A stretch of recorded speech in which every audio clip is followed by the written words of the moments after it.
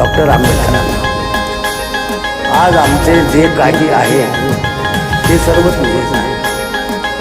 आज आमचे जे काही आहे ते सर्व तुझेच आहे.